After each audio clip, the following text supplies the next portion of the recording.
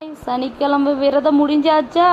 எங்கள் வீட்டில் இன்றைக்கி தாங்க முடிக்க போகிறோம். அதனால் நம்ம பூஜை ரூமில் சாமி கும்பிட்டு அதுக்கப்புறம் சரி வீட்டில் நம்ம விரதம் விட வேணாம்னு சொல்லி நம்ம கோயிலுக்கு கிளம்பி போயாச்சு. நம்ம பக்கத்தில் தான் இருக்குது. அங்கே போய் பார்த்தா இந்த பக்கம் பார்த்தா ஜோன்னு மலை, அதுக்கப்புறம் அந்த பக்கம் பார்த்தா அந்த பக்கமும் ஜோன்னு மலை, அதுக்கப்புறம் இந்த பக்கம் பார்த்தா அந்த கடைசிலேருந்து இந்த கடைசி வரைக்கும் கியூவு. எப்பட்றா இந்த கியூவில் போகிறதுன்னு நினச்சிட்டு இருந்தேன். குழந்தைங்க வச்சுட்டு இருந்தா உள்ளார அனுப்பிடுறேன்னு சொன்னாங்க. சரி நம்ம அக்கா பேத்தி இருக்கிறா, நம்மளுக்கு என்ன கவலைன்னு சொல்லி நாம் தூக்கிட்டுங்க பாப்பாவை. பாருங்களே, நமக்கோசரம் பாப்பா கூட்டிகிட்டு போய் சாமி தரிசனம் பார்த்துட்டு அப்புறம் தூங்கியாச்சு பாப்பா. அதுக்கப்புறம் என்ன, நெத்தியில் விபூதியை வை, அடுத்து என்ன சாப்பாடு தான்.